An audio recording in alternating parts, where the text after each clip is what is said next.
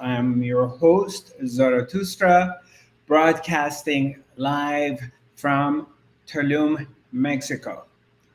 Um, One of our students asked me to talk about the difference between the ego and intuition.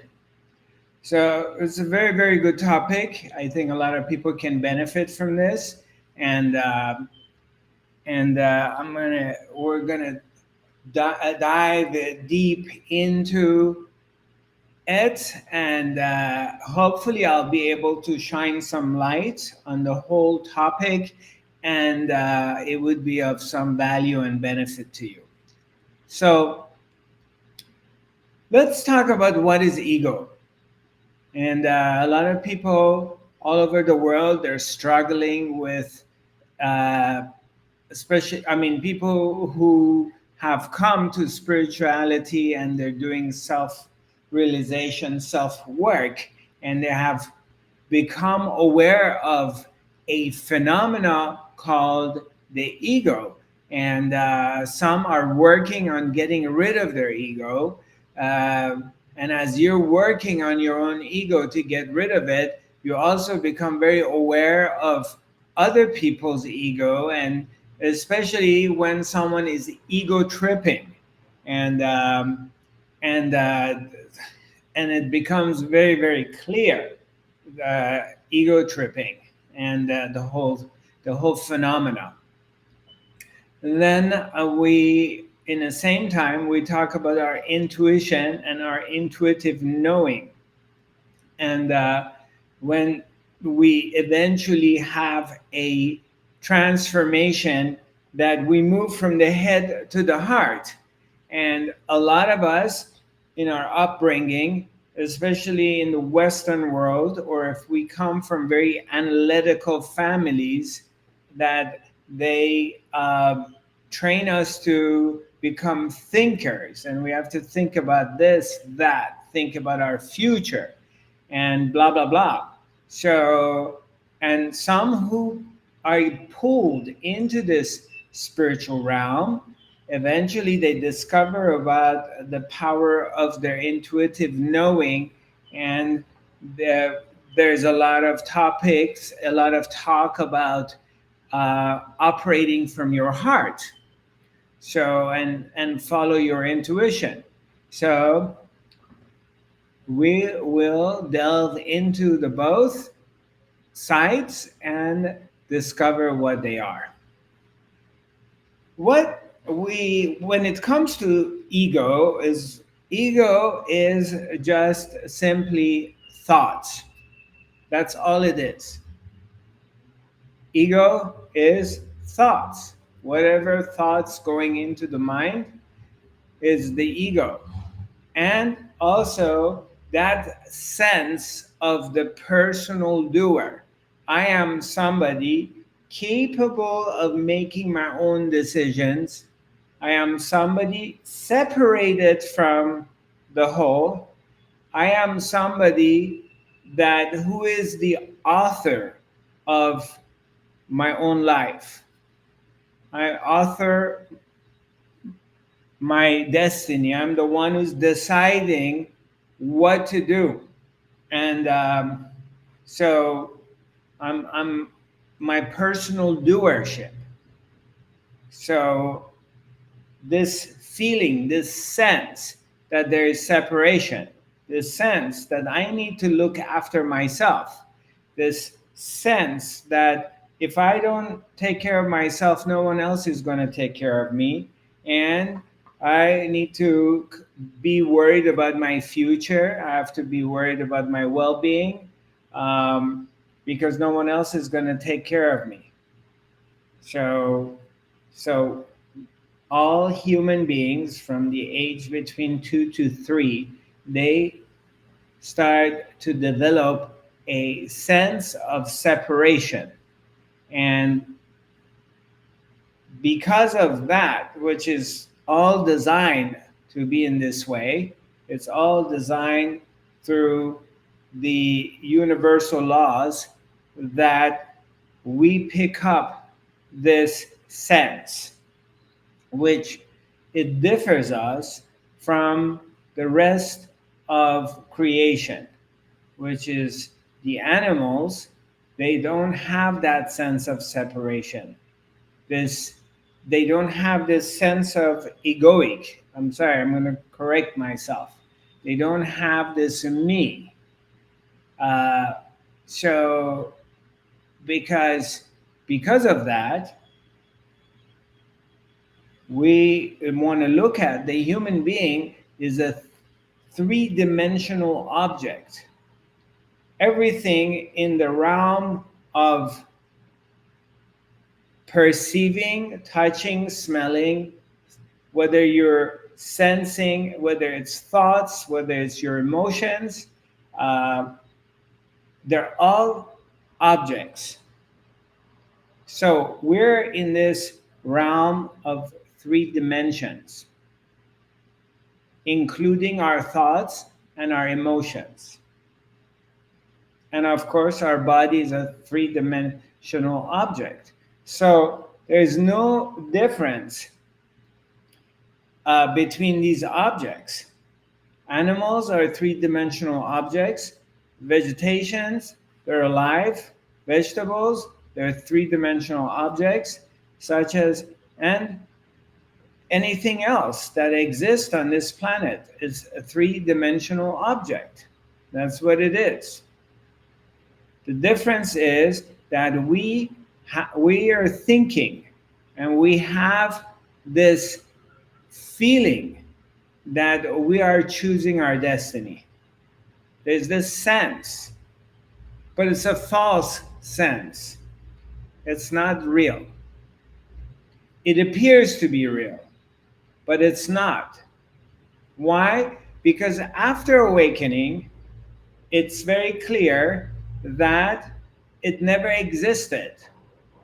Before awakening, there is a sense that you need to work on yourself, you need to become one with God, and so you're going to use your ego, you're going to use this sense of achievement, that you're going to try to get to God, you're going to try to get to become one. But once the sense disappears, it's very clear that there was never a separation. That separation was only an imagination. But it's very real and it's very strong because you grew up with it all of your life, and there's no reason not to believe in that way. However, the moments that you have this awakening means that sense of separation disappears. Moments in your spiritual or in your path to awakening, like you call it, I was in a deep samadhi state, deep meditative state. I was gone. Okay? So in this period, you are a person, you're going on this direction, you're a person, and then you come to this period of samadhi, deep meditation, or you're on some kind of psychedelic, you took ayahuasca, or you took mushrooms, or you have tantric sex, or you're giving birth, and you disappear. Some event happens, and there's a period of time that you are not there. It's not like your body is dead. It's the sense of separation is not there. It's just the being. The being is here.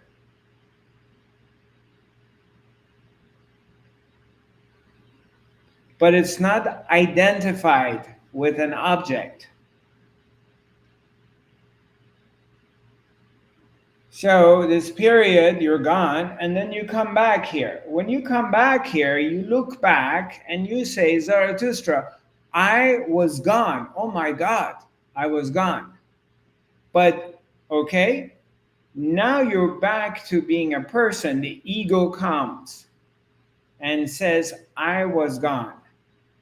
But In this period, when you were gone,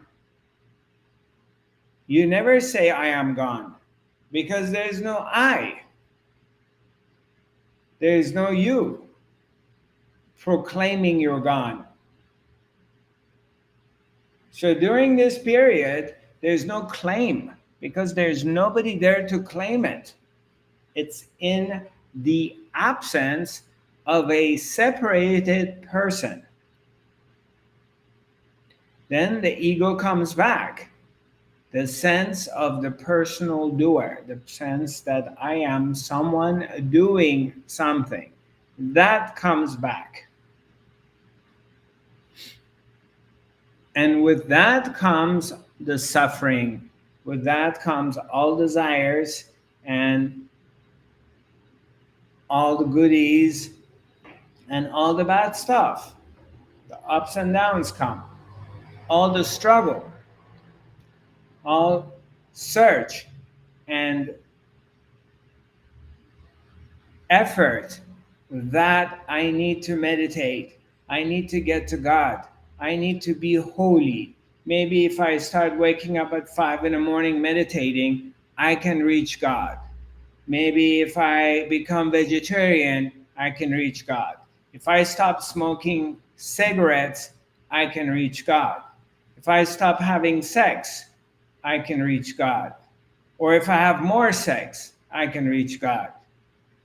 If I, all these different ideas and concepts for the spiritual seeker, for the ego, who thinks that if I do this and I do that, I will get to God.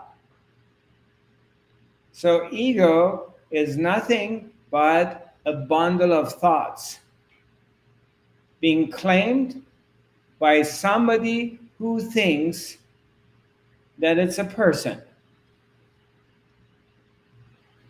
That's ego. And the ego is also is the one that says, okay, if I become enlightened, if I realize God, wow, it's going to be amazing.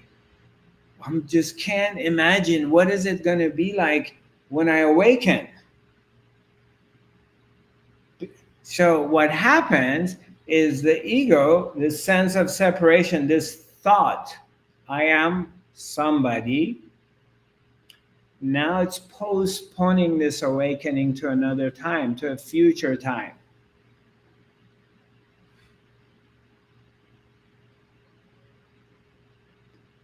When I awaken, when means in the future, it would be amazing. But there's nothing to awaken because you're already that. But it doesn't matter how many times I say it, because it didn't matter to me how many times Papaji or other teachers said it, because I had not discovered it on my own. So I keep hearing it and I don't believe it. I keep postponing that if it happens, I'm going to be here. If it happens, I'm going to be there. If it happens, I am going to be in heaven. Why? Because I am looking for feeling. I want to have these feelings of oneness. I want to have these feelings of completely dissolved in Christ consciousness. Not realizing that as I am right now, the way I am, no matter what's going on, I'm already at.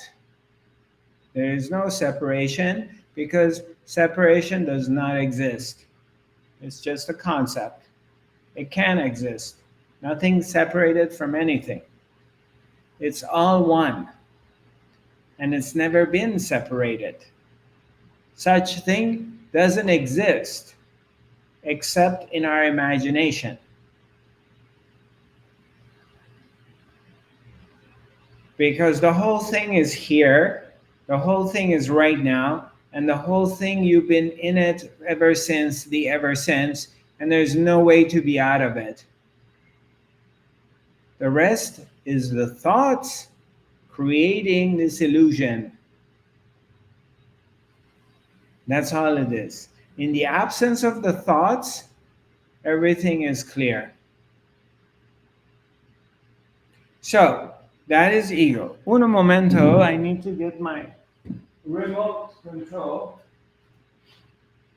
because I was I was resisting turning on my air conditioning, but now it's getting too humid. So I need to turn it down. Okay. So that's ego. Ego basically is a thought that I am someone. My name is Zarathustra. I am from Iran. I'm from the US. My name is Suzanne. I am German. My name is Marit. I am Norwegian. That's what ego is. It identifies itself with a third dimensional object and has a firm belief in that. And it will do anything to support it. So there's a prejudice on it. And whatever is your belief system, however you grew up, whatever is your belief system, the ego is going to fight to preserve that idea in order to survive. So that's that. Now let's go about intuitive knowing. Intuitive knowing, or the language of the heart, it's an art. As a child, we have this intuition very powerfully. And most of the things we do is we operate from our intuition and from that space when you're a child. As you are growing older, the society, your parents, your school, the country you live in, they keep pounding in your head. It's like having um, uh, uh, some sort of a hammer with a screwdriver, and they're pounding it in your head, trying to carve and make you mold into a certain belief system and keep telling you think, think, think. So they eventually succeed, and they force you to be logical, intellectual. So slowly, you don't trust your intuitive knowing because something deep inside you knows what's up. Something deep inside you knows the truth. But slowly, you're forced to fall asleep to that. So you have to think logical and be analytical. So you become a good robot and you become robotic. But as you start getting into the spiritual world and start working on yourself, which that's a process, and if you are lucky and you don't fall into all these traps, spiritual traps, and then slowly, you begin to realize that your intuitive knowing, there is a language, there is a voice inside you that speaks to you. And you may say, it's my gut, your gut feeling, God knowing. Well, physically, we have about 90 to 95% of our neurotransmitters in our digestion. So there is a thinking mechanism down here. So, and this thinking mechanism is very much accurate. So, slowly, slowly, we begin to notice and pay attention to this part of ourselves. Like you want to make a decision to go into business with somebody, or marrying somebody, or trusting somebody, or whatever the story is. And something in your gut is telling you no. But on the outside, everything looks really good. On the other world, everything looks fantastic. But something inside you is telling you no. And the more you trust that, the more you become aware of it and you rely on it, the more you notice that this intuition is very much right on, and it's guiding you in the right direction. It's telling you.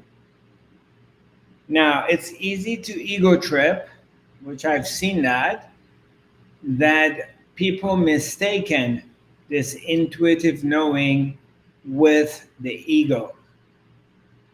And it's easy to get trapped into that. I know a lot of people who start tripping out.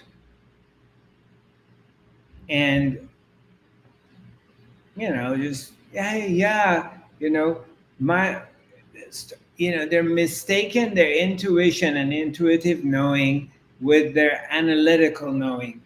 And they just get stuck there. And I know to some of you may just say, wow, this is too complicated. I don't understand. How am I going to know the difference between intuitive knowing and my ego? But it's very, very difficult for me to explain it because it's something that you just know. You learn. It's there.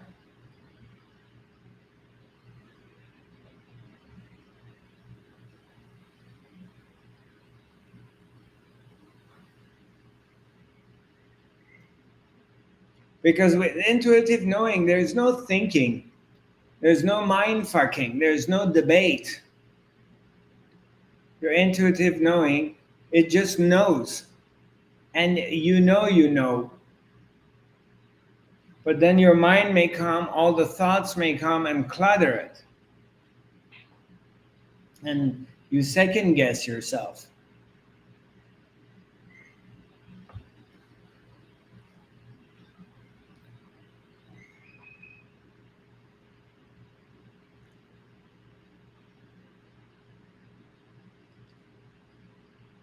Any questions, any comments so far?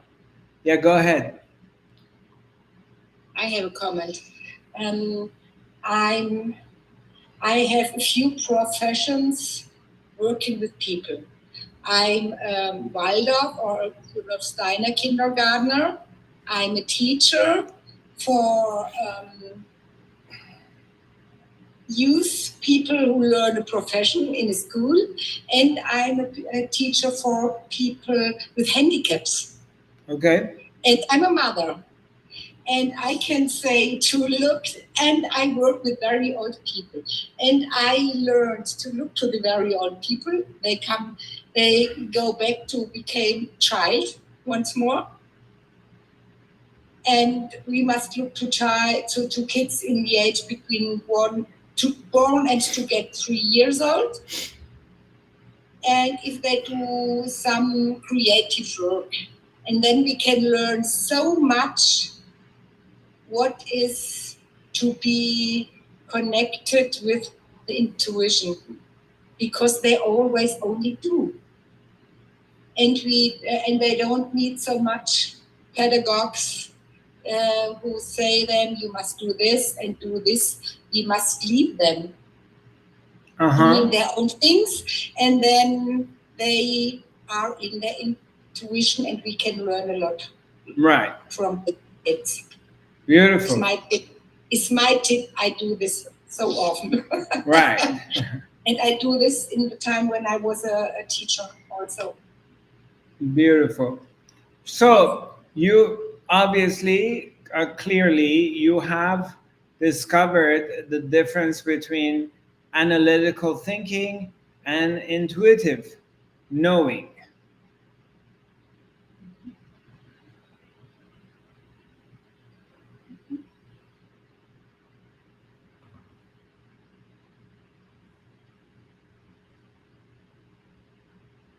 And I say once more Yeah, something, sure. I think when we all try to be more creative, Yeah, we can learn to come in intuition. That is yeah, then still, the mind is still. yeah.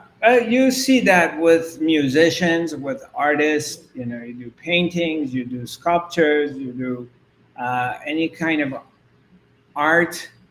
Um, you do Handcraft. healing work. Yeah. So you can see how intuitively you you just know. So um, and you can see like when people they have to know things. It's like, okay, I need to know Zarathustra. You're going to be teaching third eye activation. So what's going to happen? I need to know what happens when my third eye opens up. How long does it take before it opens up? How am I going to be living after? You know, there are all these mindy questions are asking you, and you can see like, wow, you know, this dude is far, far away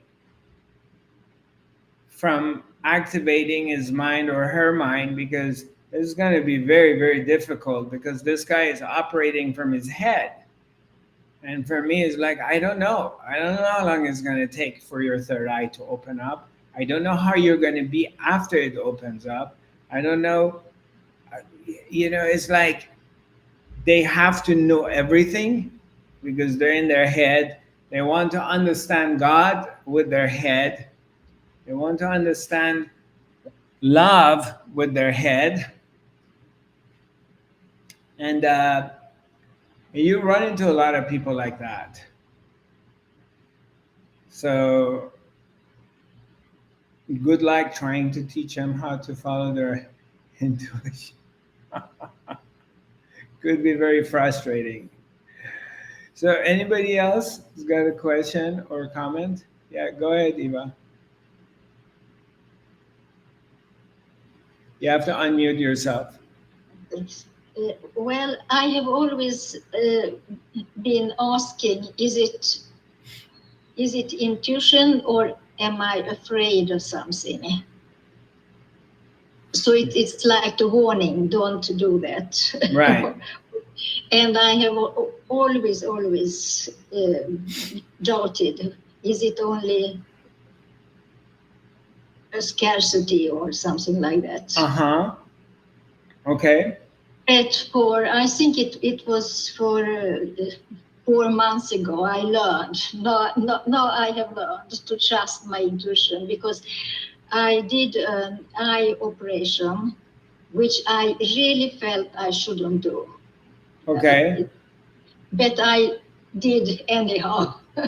So I had a lot of problems with it, and I think it will be okay. So by time, but now I know next time I will trust my intuition. Yes. Yeah. Mm.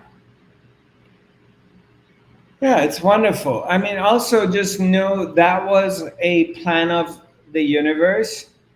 And if it happened that way, that was meant to be that way. It's not really your fault. So Exactly, and I took it like that. It's a learning. It was a lesson. It's a yeah, very good lesson. exactly. Your inner being wanted you to have this experience, and so there was no choice in it. Yeah. Intuition, following your intuition, also. I mean, if you want to go deeper into non-duality, if you want to go deeper into the understanding that there is no free will because there is no individual on this planet, then That's one step deeper. So then you realize that intuitive knowing is also a part of the collective. That's consciousness appearing to play its game that you are choosing intuitively, and that's consciousness coming in as intellectual thinking. So that's going deeper into the understanding that both of them also are directed by the source. So in that also you don't have a choice. They're all appearances of choices. They appear to be. It appears that you made a mistake. You went with your head. Now, okay, I may be confusing you. Everything I said earlier, prior to this conversation, was in duality. Now I'm talking about non-duality. Okay? So the topic changed. Everything I said about the ego, which is the mind, the thoughts, and intuition, they're correct, but they're still in dual world. The world that appears to be real, the world that there's a you can choose. But now we're going one step deeper into a higher level of consciousness. We're entering into the realms of fifth dimension. That there is no you separated with your power of going intuitively or your power of going with your ego. Those are both determined, and there is no choice in it. That's a part of the lila of life.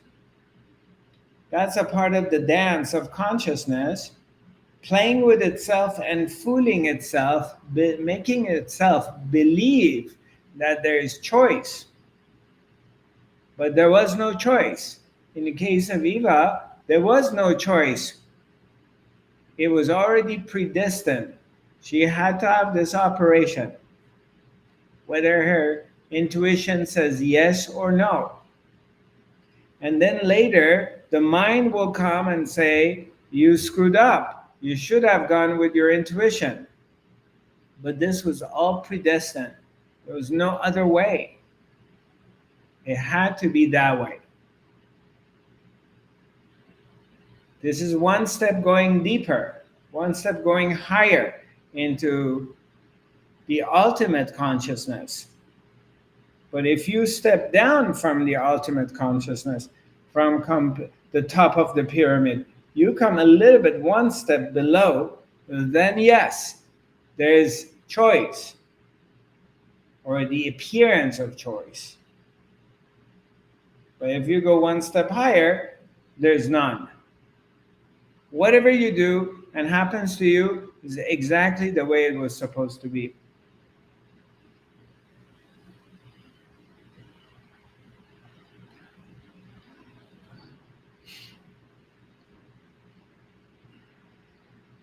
And that is very big belief or relief when you understand that, because you don't want to, you don't need to worry or think anymore.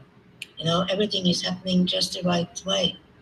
Yeah, that's the beauty of coming to this understanding, is that there are moments of fear that arises in you, a panic of, oh my God, what's going to happen? What's going to happen?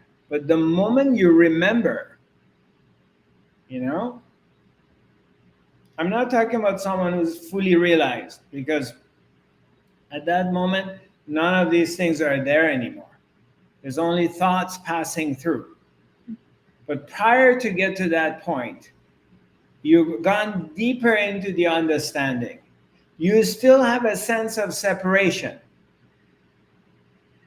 That sense is still there. But now you're almost at the peak of the understanding. You're not completely up there, but you're very close. So the panic comes the worry comes, and also it explodes, but you don't, it doesn't take you anymore with it. Immediately you recognize it and you just come back. You come back to the center because you know, and you're very deeply established into the non dual part of your understanding, would you know that if you go this road and you screw up and all of a sudden an avalanche is falling on you, it's exactly fine and exactly the way it's supposed to be. And also, you know that you're going to be taken care of no matter what happens.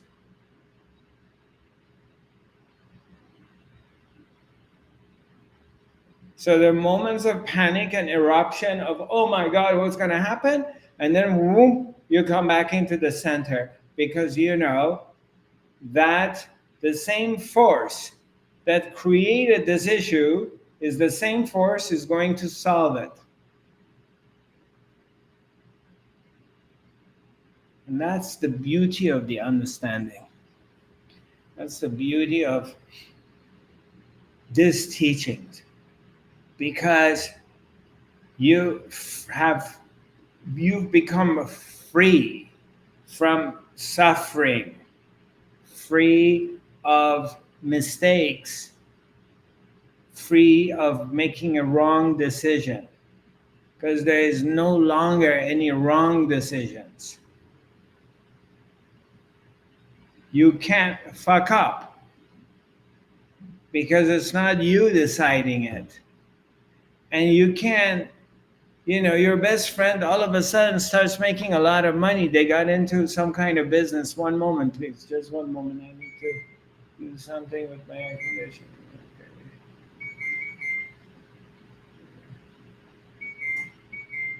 But however, when you communicate, you still have to kind of say, yeah, I messed up.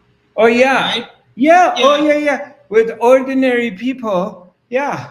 Oh, I screwed up. Because, you go, you can't tell, your dad or your family or other people or your employees or your boss. You have to speak to them with the language they understand. Sorry, it was my mistake. I'm sorry, I screwed up in language. But you know that there was nothing else you could have done. Screwing up was it was decided by the source.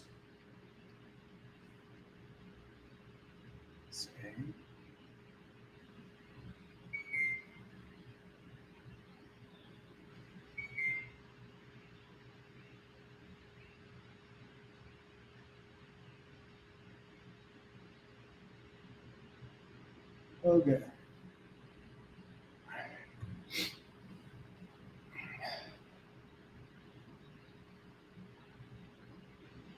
Sometimes you're seeing your peers, friends, all of a sudden they accelerated financially or in love world. And there's moments of jealousy or there's moments of feeling like you're left out, or you may feel bad because, oh, I'm a screw up. They're much younger than me. They started it a few years or 10 years after me, and they're so much ahead of me. So the mind will come and wants to beat you up. But there is the understanding, and then you just fall back into the understanding. Because it could have not been anything else but that. So there was no choice. And then, because you have this understanding, There's a moment that things arise, but then it just goes back. It doesn't go anywhere. It's a thought arises that I screwed up, but it's innocent, and you're not labeling it anymore, and you're not taking it further. You're allowed to think that you screwed up. You're allowed to be angry. You're allowed to be judgmental. You may see somebody and say, "Oh, what an asshole." You may see somebody, there may be a thought come, "Fuck, I wanna fucking kill that person." A thought arises in your mind that you want to kill somebody. Okay? That's an innocent thought. The thought that I want to kill someone, there's nothing wrong with it. It's just a thought. It's just like having a thought, I really want to have a cup of coffee. What is the difference between a thought, I really want to have a cup of coffee, or I want to kill that bastard? What's the difference between these two thoughts? There is no difference. They're both thoughts. The problem is that one of them you're going to label it as it's evil and I shouldn't be thinking this. Now you attached a story to the thought. Now it's going to get heavy and drag you down. But you don't attach a story to the thought, I want to have a cup of coffee.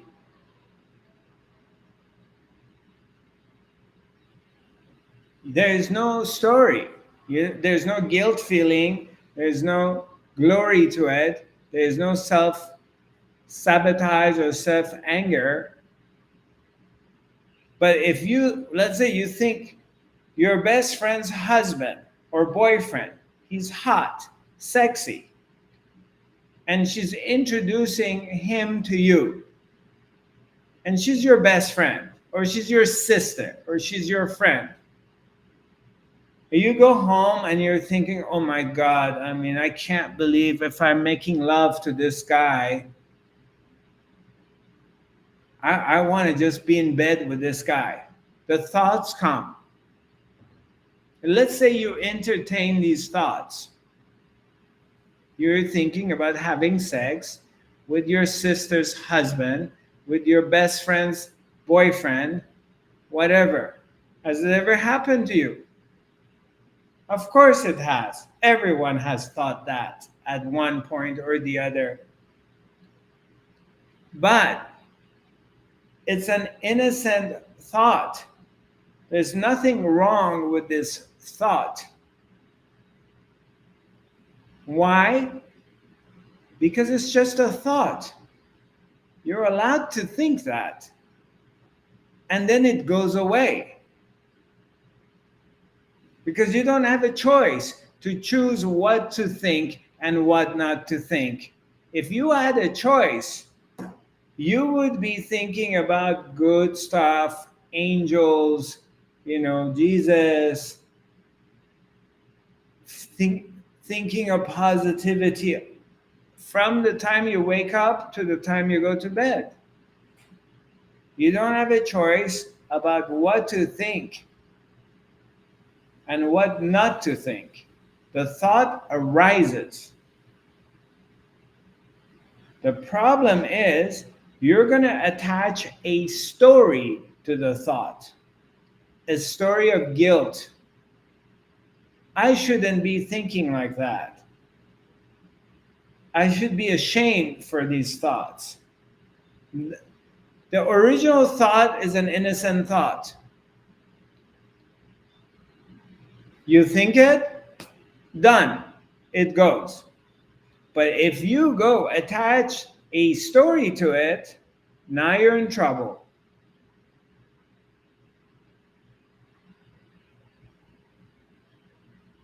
Now you have created an issue for yourself. that didn't exist before. You understand what I'm saying? Is this clicking for you, or because this is huge. This is going to help you a lot with guilt and shame and whatever it is.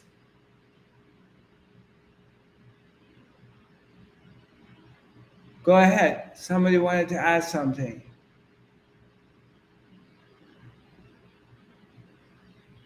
So I think it would be a big present, a gift, to come with every breath we have, to come more and more in the here and now. And sometimes I felt that this is the beginning of intuition, because that is sleeping. I'm here and now, and I'm only here and now. And then the flu is, it becomes to, things becomes to flow. What's the right word? The flow? To flow. Yeah, it's a great concept. It's a great idea if you can do it. It's my only concept.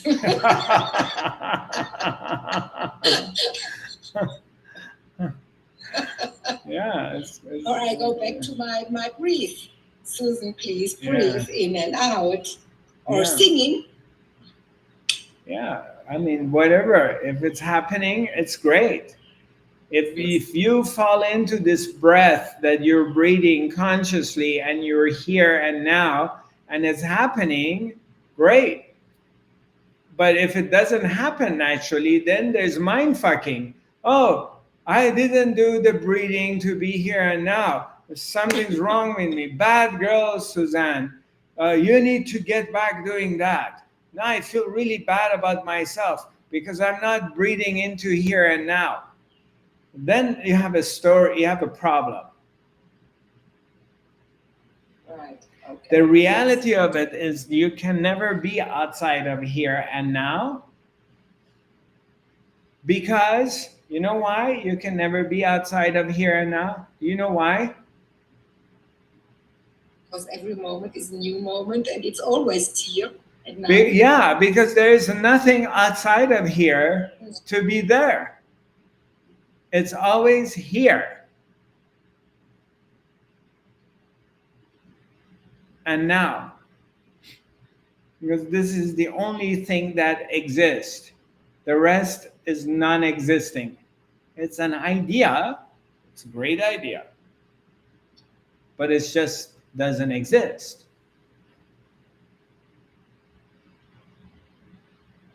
And which is great news, because you can never be anywhere else. Now I understand. You go out. I go out with my younger friends, and they're on their phone. We'll go have pizza. And or you go, I'm working on Siete, there's a lot of restaurants, there's a lot of tourists.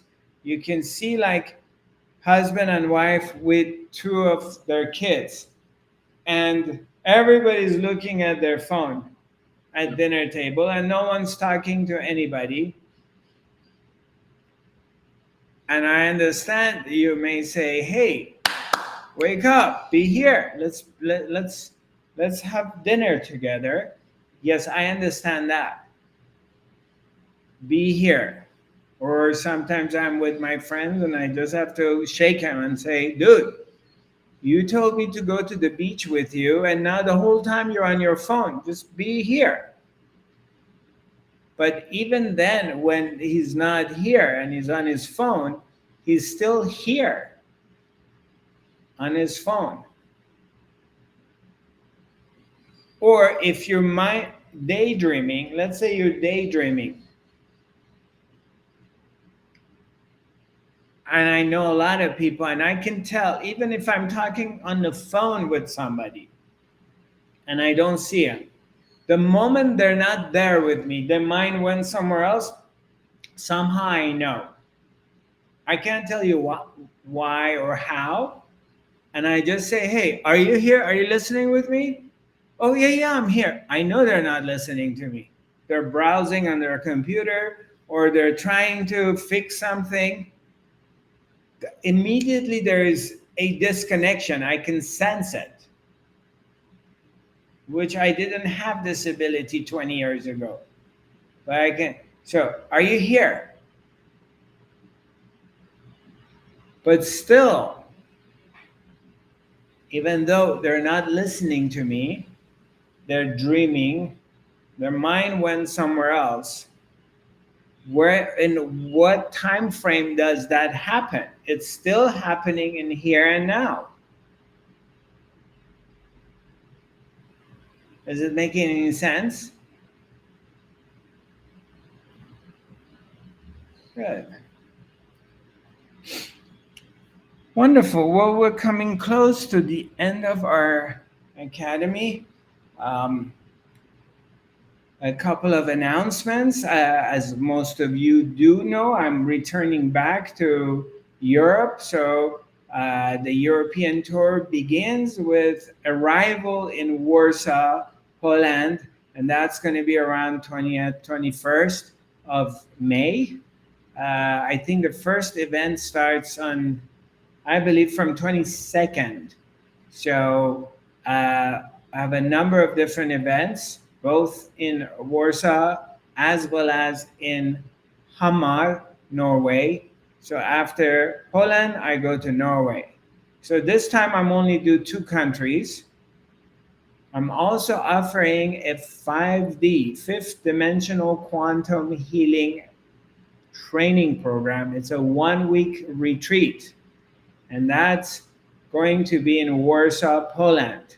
Oh, Suzanne, I was supposed to send you some numbers. Yeah, it's actually, it's very, very inexpensive. The entire week of being there, including food, lodging, and teaching, is 900 euro, which is dirt cheap in my opinion. So if you want to partake this healing training program, then this is it. Come to Poland, and there's a retreat center called Here and Now. It's in a village called Nowa Kawkowa. It's very beautiful. It's a very, very nice nature. It's very relaxed. It's comfortable. We're all together. And the price is, I was actually surprised. I didn't know it was that cheap. Because I always get the Polish numbers. And this time I asked him, okay, how much is it in euro? So, yeah, come and spend a week with me. We're going to learn about, we learn about shamanism. We learn third eye activation. We are together. You get transmission. There's a lot of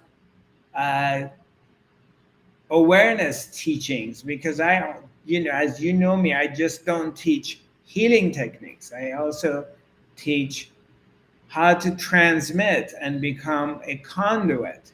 So it's a great, great opportunity for those of you who are interested in being in this energy field together in this beautiful countryside of Poland. So, is it the same program than last year in May in Frankfurt, or do you go deeper? No, it goes much deeper. Okay. Because Frankfurt was great, but that's only 2.5 days. This is a whole week. So yeah, I right for me. Yeah, I highly recommend it. Okay. I think we will both come. Yeah, it would be lovely being together. And also, when you have this, one of my Papaji used to say this to us, because we used to ask him this question, and of course he heard this from Ramana Maharishi, his Sat Guru, but basically is the if you're sitting in a room or in a car or in an airplane and there's somebody sitting next to you and they have a flu and they're sneezing and they're coughing, and so most probably you're going to catch a flu or a cold from them. If you're in that tight, in a cabin with them, stuck with them, you're going to catch something from them naturally. The same thing with awareness. If you are in the close proximity of that kind of awareness, that silence, that transmission, most probably you're going to contract it. If you're open to it, there's no way of not being affected by awareness in that way. That's why we're attracted to our teachers. That's why we go and sit with our teachers, because of their power of transmission. They transmit something, and that transmission not necessarily is in words. As Ramana Maharshi continuously has been sharing this with us, is that the transmission is really not in the words, it's in silence. So something happens. And I don't want to make it sound like advertisement, but I have no other way of explaining it.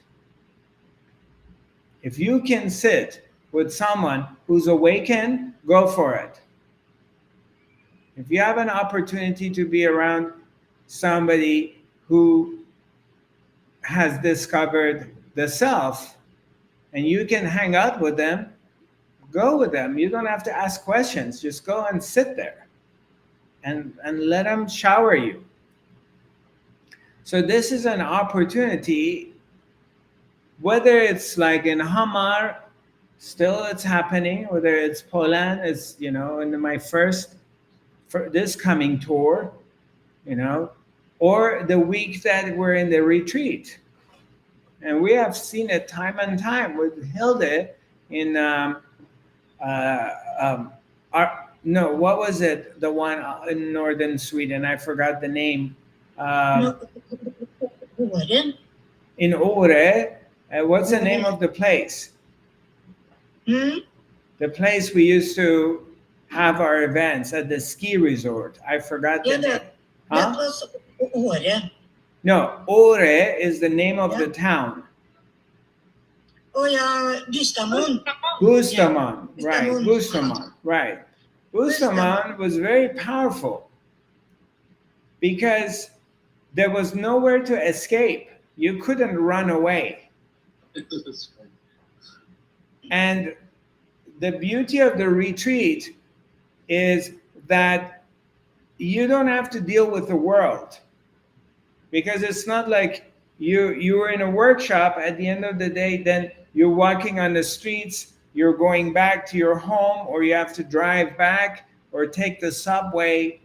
You're in this place, you're in this bubble that has been created. You don't have to worry about food, you don't have to worry about your lodging, everything is taken care of. It's just like a mini ashram for 1 week. And the idea is for the person to come and sit there and meditate, or to receive transmission and everything. You don't have to worry about their kids, their dogs. They left the world and they have come over here for the transmission. That's the beauty of it when you're in a retreat. So there's no distraction.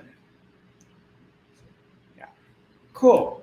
So the retreat is going to be from August 11th to the 18th. So that means I go back to Poland twice. And I'm looking forward to it, because last time I was there, I did want to go do a little bit of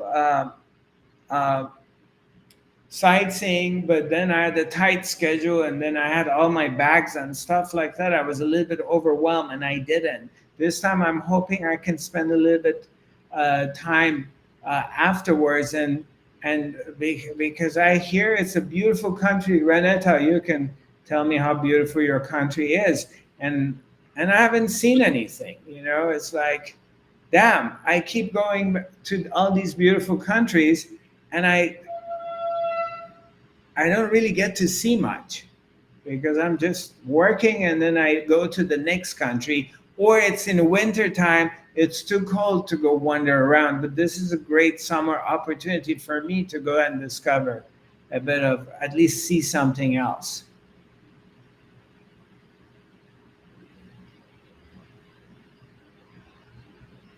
Okay?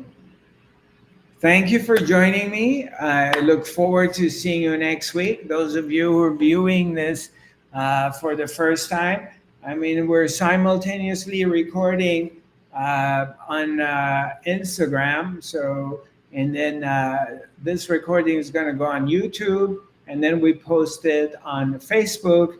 And since you have signed up through the Academy, you will get a copy of this mailed to you. Right? You guys do get a copy mailed to you every week, don't you? Yep. Good. All right. I'm happy to hear that. All right. Namaste. Good seeing you. Much love.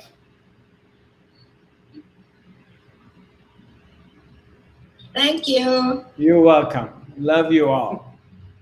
Thank you, thank you, thank you, thank you, thank you. It was wonderful to be back. Thank Yeah, you. yeah. Welcome back. I'm glad Thank you very much. after your operation and everything, I'm glad you're back. So lots of love and healing to you. Okay. Bye-bye.